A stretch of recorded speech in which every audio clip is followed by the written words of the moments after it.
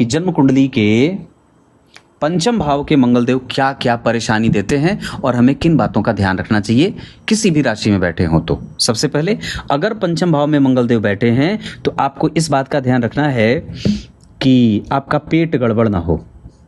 पहला, पाचन तंत्र, मतलब इसको आप ऐसे कर सकते हैं, पाचन तंत्र। दूसरा, कि आप अत्यंत क्रोधी ना हो जाएं, क्रोध ज़्यादा आए, ये हो सकता है।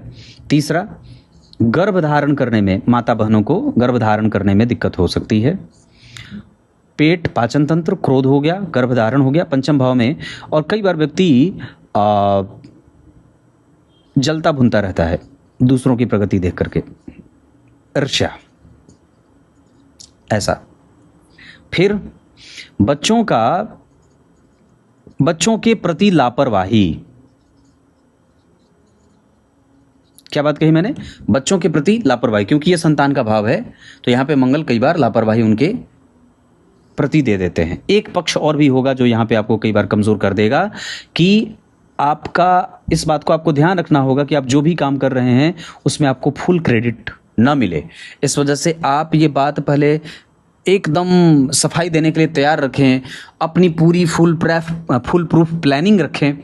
आपके पास आपके सबूत होने चाहिए कि आपने ये काम किया है। जैसे आप, हो सकता है कि आपने अभी जो अच्छा काम किया है उसका क्रेडिट आपको मिल रहा है, आपके बॉस बदल जाते हैं, उसके जगह पे कोई दूसरा बॉस आता है और फिर आपका क्रेडिट वो सारा लूज कर देता है।